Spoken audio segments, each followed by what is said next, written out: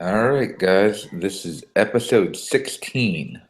3 Wow. months worth of the Really? fantasy trail. This is the week 13 roundup. I'm Matt with. JT here, sitting on my kitchen floor. Mike Scarano in his regular place. I'd just like to say before we get started here that Serrano, what's that on your bed? I'll wait. What's that on your bed? The wig. It looked like a cat. And actually, at this point, it takes a lot of work to use this use this wig. Like, there's a lot of hairspray in it and stuff, and it's really hard to get correct. That wig, that $15 wig, has gotten me more pleasure than just about anything I've purchased over the past 20 years. Well, good for you. What were you gonna say about before we start? I was just gonna say that before we begin, I was as shocked as anyone when I woke up this morning and looked at the score.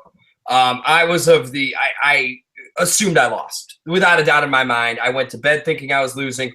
I told my wife two of my fantasy teams have gone to die this week, and as of now, I've got only one that has gone to die.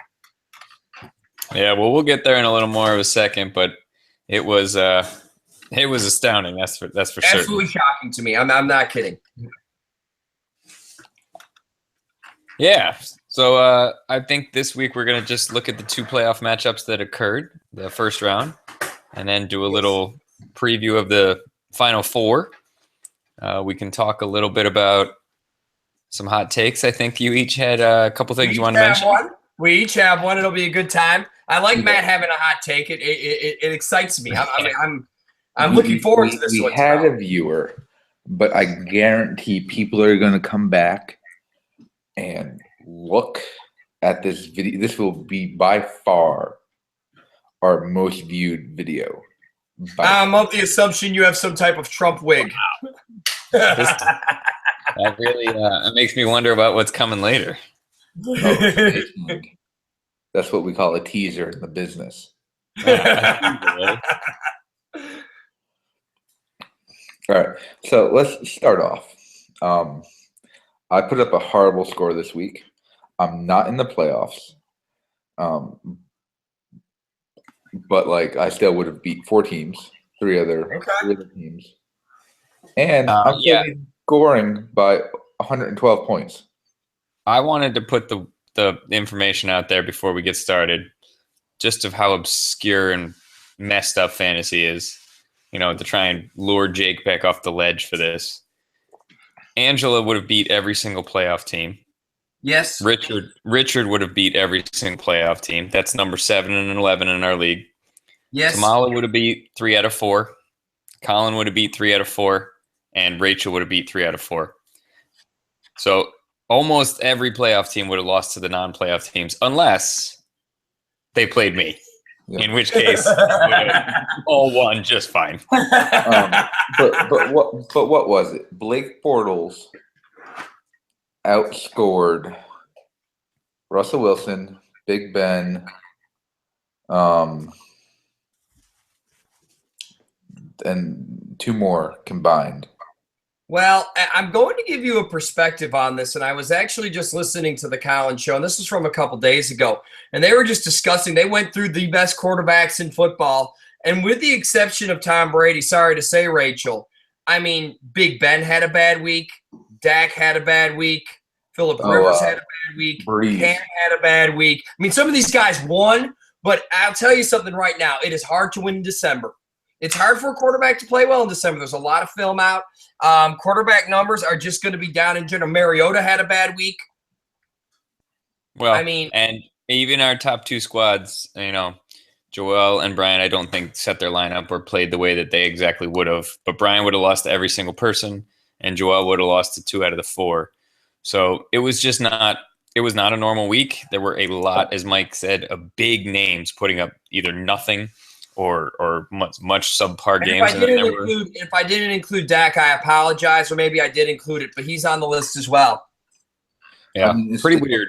It's an amazing that Mike only put up a 127 when Bell had 50 points. Oh, he had a horrible week. Really, Bell, McCoy, and Demarius were almost every one of his points. I mean, for a while there, Rivers had a negative score unlike anything I'd ever seen. Dez ended up with a negative score, which you do not see very often at all. Palmer had a bad week as well in another league. I mean, just while I'm going with this list of ones, I was just hearing that, we're always saying we're in such an offensive league. But in December is a lot of times what we see, and you often hear how defenses win championships. In December, it almost seems to be moving the other direction. Pretty crazy. So why don't we break down the first game? Why don't we look at Michael versus Casey? Excellent. I'm very happy about this outcome. I almost wanted him to win more than I wanted me to win. I love it. I'm feeling so good right now. Let's say thank goodness we got the money, because who knows if we did it. Yeah, guys, I was thinking that. I was really glad we pressured him. Great call. Is that your hot take? No, that's not my hot take. I think that was a big thing that we ended up, securing. Casey did not have a horrible week. His quarterback had a horrible week. Yeah, I mean, Ezekiel had his yards. LeGarrette, what's funny is I share a league with someone else, and in that league, it's interesting. It's a full point PPR where she very rarely catches. Full point PPR league is 8th and leads the league in touchdowns. You cut out a little bit for me. I missed a little bit of that, but yeah, I mean, Michael left some points on his bench. He has Moncrief with a 0.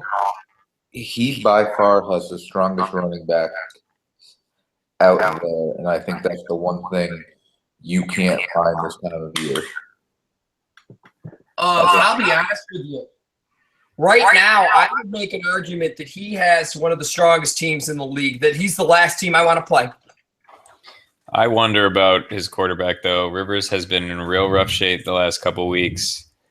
I don't know. Rivers has been really weird. I was hearing a couple people, as I was listening to various podcasts, some commentators were mentioning it. They would not be surprised if it came out that he was hurt, especially in these last couple of weeks, that something happened and that he's been trying to fight through it because he's been throwing so many interceptions. I mean, he had 4 in Miami, then 1 in Houston. He had 2 more in Tampa Bay, and then he had 5 turnovers last week. That's something that's not like him. He's not known for being a massive interception guy. But okay, no. But he has Flacco on his bench playing a Eagle team that just rolls over to die. Palmer's not been good, but he'll get you 15 points. Simeon's back. I mean, yeah, he's got options. Don't get me wrong. He's got options. Again, like I'm saying, swap him out for Flacco this week, and his score is very impressive. But I just don't. I agree with you. Flacco's as inconsistent as Rivers. But you can find a quarterback for 1 week on the waiver wire. Yeah, you can't find a for anything. But to be honest, let's say Bell has a good but pedestrian game of 20.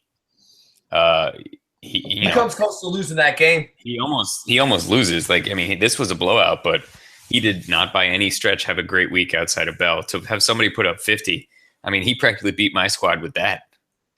Yeah, and I'll save my thoughts about the Buffalo Bills defense a little bit for the hot take. So that was absolutely absurd. 239 yards. I'm left without words. It's so bad. So who do you want for your coach? That's a whole nother discussion. That's a long one. Let's look at Casey's squad. Who let him down the most outside of Dak? Marshall again. I'm going to say this. Marshall was the 3rd-ranked receiver last year. The Jets are an absolute dumpster fire. They're right with the Bills, to be honest with you. Look, he was the 3rd-ranked receiver. It's the 2nd week in a row he's put up 4 points. What about I played him in another league too, huh? Yeah, but Benjamin hasn't done anything since week 2. It's been a little bit. It has. He has really Not been as good as people thought. How many total touchdowns does he have? I want to say it's like 3, but I don't have the statistics right in front of me. But no, I mean Casey's problem with his team is he's too focused on the Cowboys, and they had a bad week. Homer. I mean, he even names his team after him.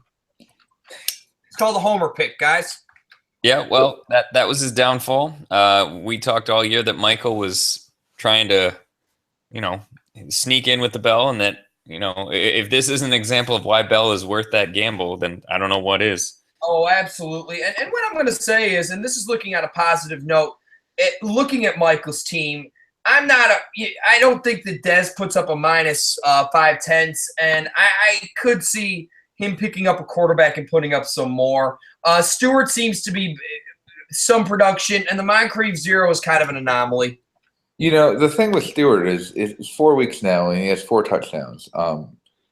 He's not getting a lot of yards. His yards per carry aren't good, but I mean. Well, I would argue their entire offense is anemic right now, but I'm going to save some of this for the hot take. But he is getting the goal line carries. Yeah. Yes. Right. And normally go to Cam, but he's getting them. Or Tolbert would hawk him as well. So he is. All right. Why don't we go to the other game? All right. Scarano squeaks out a victory. I don't quite know how. What a week. A 26 for the Falcons D and a 2.6 for Roethlisberger. His top 2 running backs got 3.3 points combined. His kicker got a 1. It's called playing with house money, man. At this point, I can't believe I won this game. Are you kidding me? Neither of you deserve the victory. Let's clarify this. You're forgetting parts. Julio Jones goes out on a last-minute deal. That's the only reason I played Hogan, is because he allowed me some flexibility with the lack of Julio. I'm not kidding you. He was on my bench. But no, you can't say that was last minute. You were texting us. Oh, yeah. Oh, no. It wasn't last minute. I mean, it was thought out. But here's what I'm saying. If you told me Julio was playing, Hogan was probably going on my bench, especially with the fact that the only runner in Jacksonville was really going to be Yeldon. Hogan was not going to be played until the Julio issue came up. And, we were getting a lot of conflicting reports throughout the week on whether Julio would play or not, and then things started looking a little bit grim at around noontime, I would say. For a 4:25 game, and Hogan was the only receiver who offered me the flexibility to switch Julio in if I needed to, because he didn't have a 1 o'clock game. So you declined to answer this last week, but I kind of want to know, who are you playing at quarterback this week? I'm still having trouble staying away from Big Ben. Only reason I'm going to tell you why is I actually think that Mariota has right now, they're predicting him at 17.5, but I think at Kansas City is incredibly tough. And I think at Cincinnati is an easier game. I'm not in love with either one of them, to be honest with you. I just don't see Big Ben putting up another 2. Yeah, divisional matchups are tough, though. I know, but at Kansas City, I think is incredibly hard. Right. I think we saw that last week with the Raiders. I mean, they have one of the most dynamic offenses in football, and they did nothing there, man. I wouldn't want to go to Arrowhead for anything. And if I were the Patriots, that's going to be one thing that I will say. Make sure you win out, because you do not want to travel there, man. I want to take a second to just appreciate how wonky the Atlanta game was to all aspects of this matchup. Scarano, you covered the Julio Jones benching, which led to Chris Hogan, which led to your victory. And one thing I will say about the Atlanta one, though, JT, is that there was a change that I made midweek. Yeah, no. I saw the game. I'm not saying that there was I didn't predict that many points, but I did say I switched the defense knowing that the Rams were there, and I was hearing some rumors that they were going to be a little bit less conservative with Goff, and I said, that's going to be a disaster. Okay, and that's good and well. Playing against LA is a smart pick. There's no doubt about it. But just for comparison's sake, you could take 1, 2, 3, 4, 5, 6, 7, 8, 9 of their other weeks and combine them, and they didn't score 26 points. Playing with house money. I can't believe I'm here. you've got another incredible anomaly there. You've got Devonta Freeman, who has been averaging at least approximately 20 points a game. I mean, he's been just excellent for weeks and weeks. He has never scored below 6, and that was 1 week. Every other game is 9 or above, and he scored a 2.8. If he scores anything near what he normally scores, I lose. Jake wins. Jake also benched Tevin Coleman, who got an 18. Who was a touchdown hawk, yes. Took every touchdown, took everything that should have gone to Freeman, and he hadn't scored above 8 in 6 weeks. Oh, man. I mean, it was that's ridiculous. Coleman, I was also hurt there for a little bit. Yeah, but he had 18 and a half sitting on the bench. But this is Coleman, 14. The top of my lineup was 5.5 points, guys. I don't know what else to do here. Listen, if you're going to say, did I get incredibly lucky this time? Yes. I have nothing – look, man. I mean, you're talking 26 points from a defense that doesn't do well, 22 points from a receiver who I thought I'd be lucky to have 8 from. I mean, I don't know what else to tell you guys. And then and Gordon goes out, my best player, arguably, well, especially with Jones not playing, with a 5/10, and I still pull a win there. I was shocked. Oh, absolutely. Listen, Jake's team has more depth, and I think they're just straight up better. But, I mean, okay, the Freeman is a shock, but I don't think Coleman's a shock. Okay. Well, Coleman's a shock because he hadn't come back. He hadn't shown what he'd shown at the beginning of the year. Maybe shock's the wrong word. Coleman's a surprise, and you can understand why you benched him. I'm not sure who he plays. I'm not sure you can really fault him for any of the moves he made. No, I can't fault Jake at all. And if anything, usually my schemes with things like Hogan and stuff like that fall incredibly flat. Yeah. I mean, very rarely does stuff like that work. I'm sorry. Yeah. It wouldn't have been in my lineup at all if Jones were playing. Promise you that. And I would have lost. Well, let's look ahead then. Let's see if the luck continues. There are 4 teams remaining. We have the 1 seed and the 2 seed. Both the worst seeds won this week. So it'll be 1 versus 4 and 2 versus 6. Tamala, what matchup you want to start with? Let's start with Scarano and Brian. Okay. All right. Brian currently favored by 21 points. Yeah. The major problem that I'm having here is it's looking to me like Gordon is going to be out. Oh yeah. I would say so. That's bad news for me. That's really bad for me. Yeah. Hopefully Julio plays. That would be a saving grace here. And hopefully Chris Hogan continues his magical games like this. And that's the only chance I have. One of the only areas you're favored in is with Julio. And it's Julio going against AJ Green. 2 guys that nobody knows if they're going to play. Yeah. I don't necessarily think Crabtree's going to play either. Oh, interesting. I didn't hear that. He's got a finger injury. Okay. You don't know what's going to happen in Seattle with Gurley. There's a good chance that they just shut him down for the year. And Jordan Reed at tight end, I mean, I think he played 4 snaps against the Eagles on Sunday. He has some injury issues. You are correct here. But I still think he's going to crush you. Okay. I don't think it's going to be pretty. I went to bed Monday night thinking the same thing was going to happen to me. And here I sit. Yeah, but Toronto, Jake, while he wasn't able to necessarily prepare, Brian's been preparing for weeks. I mean, he picked up the Bills' defense knowing that he was going to get them against Cleveland maybe 3 weeks ago. He picked up Sammy Watkins knowing that he might be coming back weeks ago. The opposite of a homer. While that certainly doesn't mean that he's going to win guaranteed, he's really been kind of moving some chess pieces around to get prepared for this first playoff game. And even with Crabtree going out and maybe Green being hurt, he's got some good people that can step in. Whereas normally that might be a little harder to pull somebody off the waiver wire. But yes. Scarano, I will say this: you've got some favorable matchups. I look, man.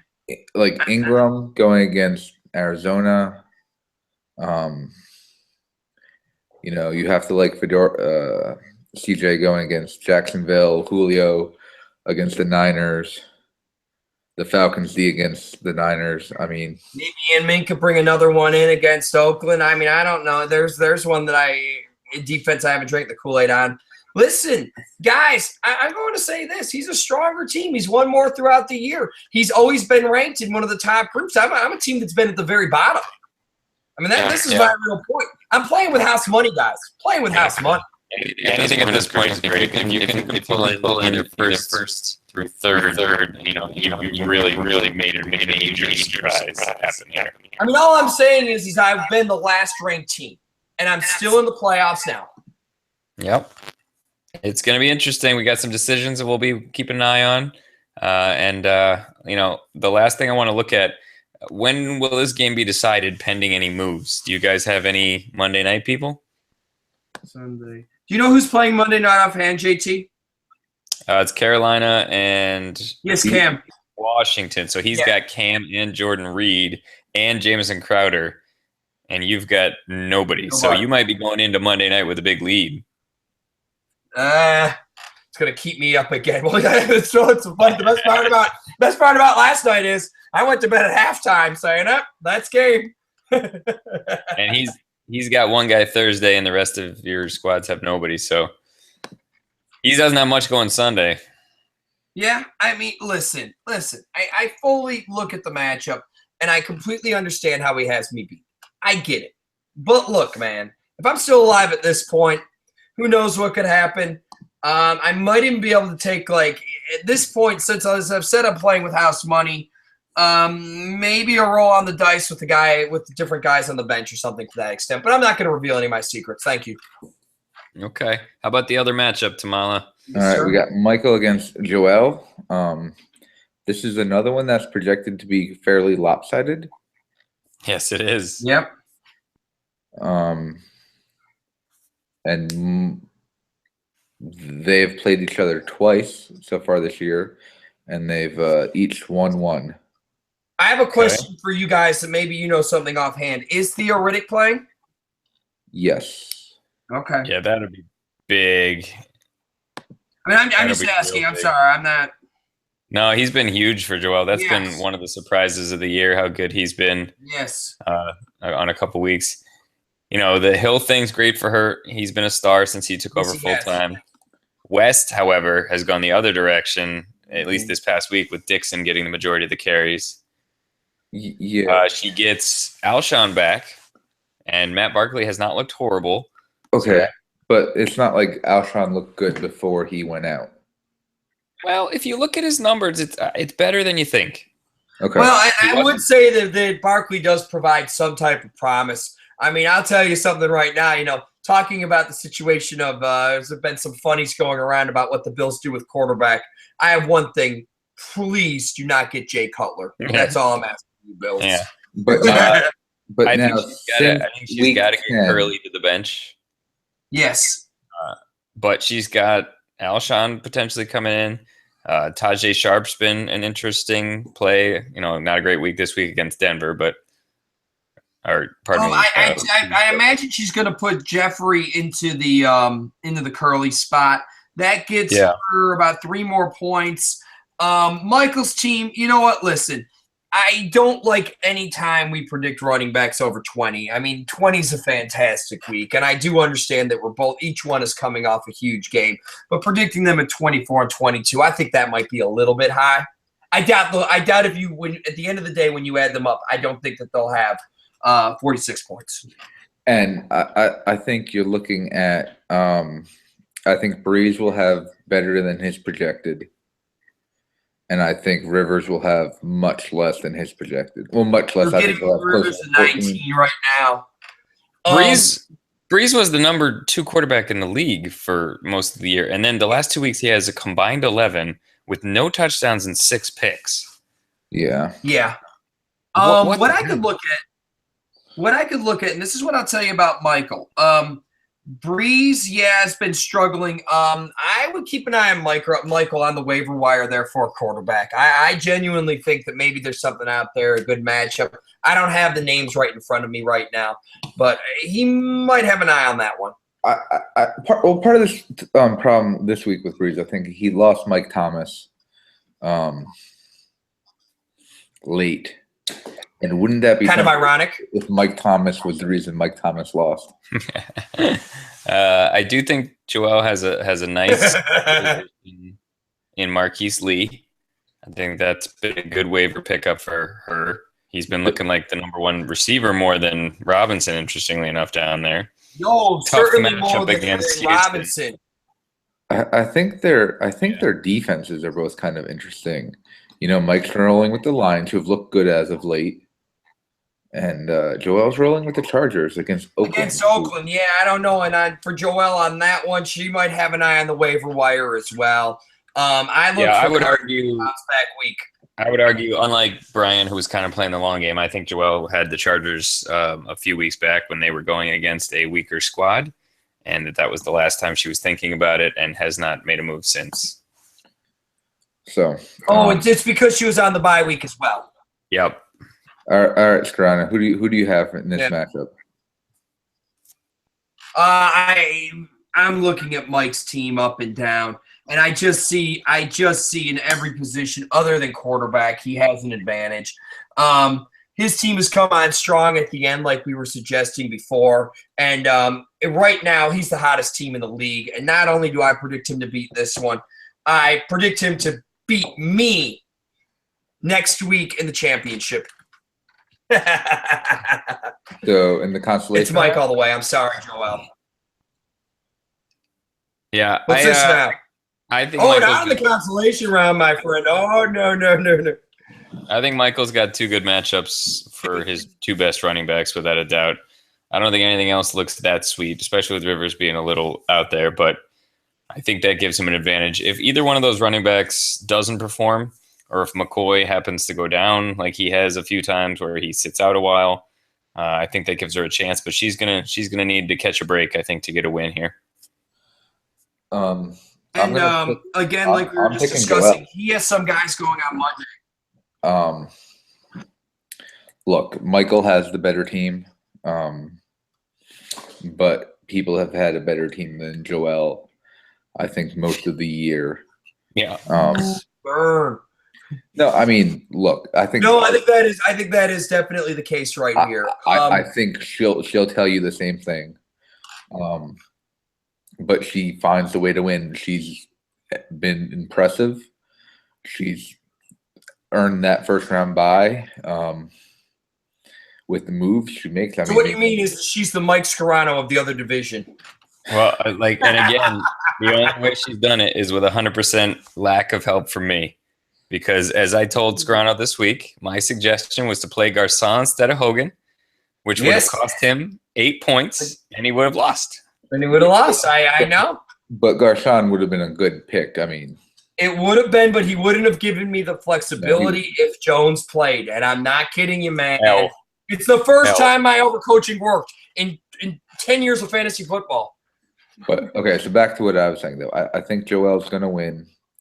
I think it's going to be a close matchup, but I think she's just going to find her way into the finals. I think it's just her year.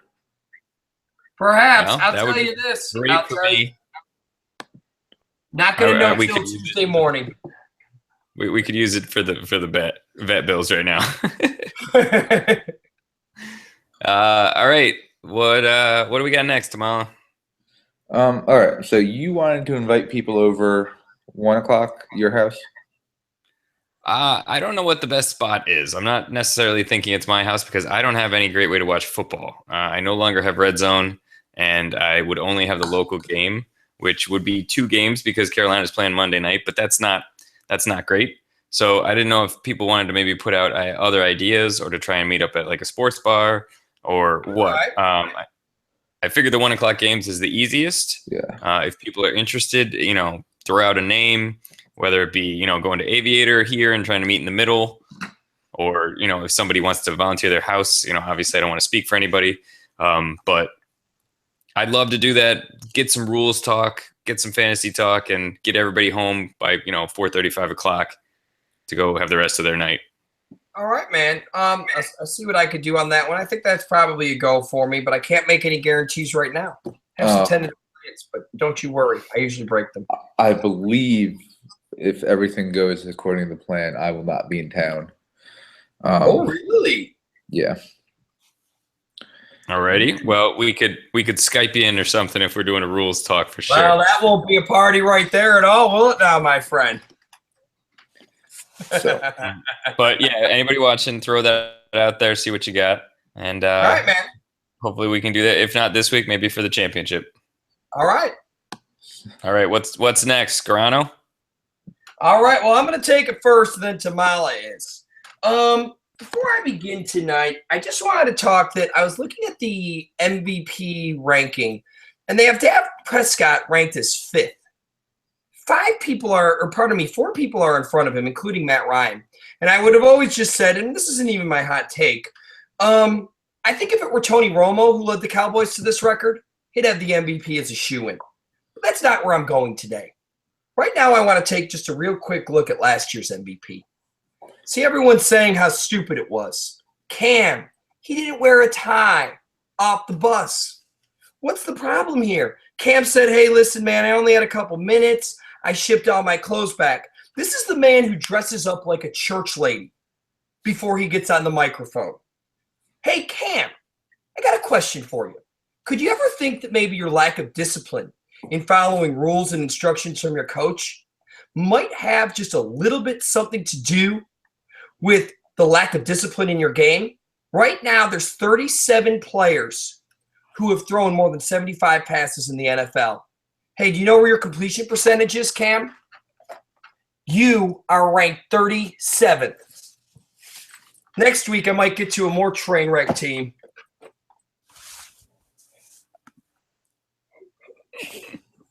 Take it away, Tamala.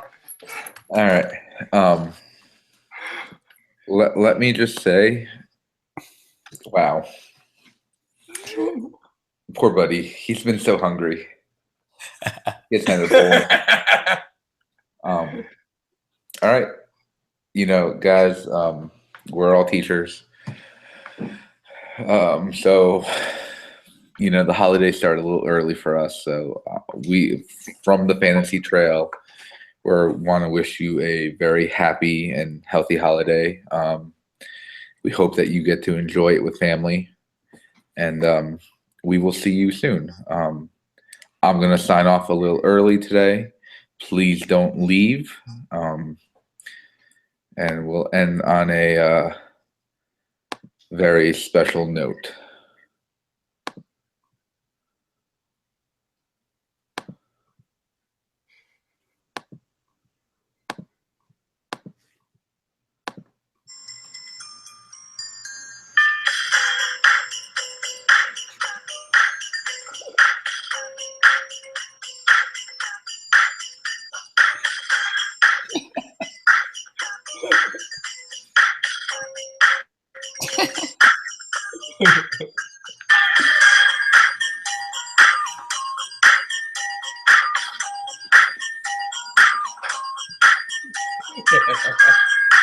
I think I look young.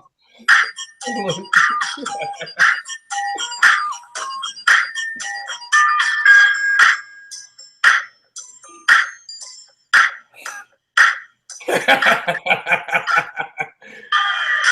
think the hat Cam wore. Is that Best Buy Toronto you're at? Probably shoplifting.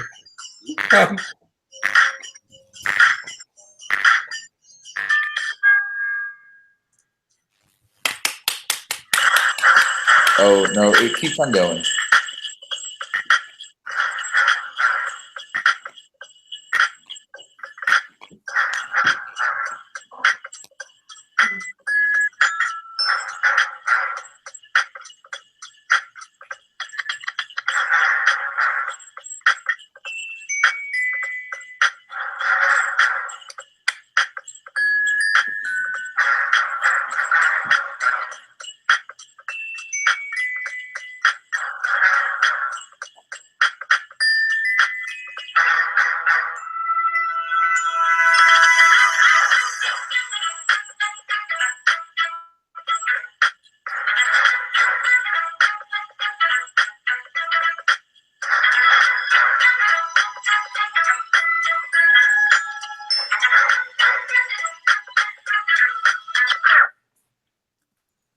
think there's one more.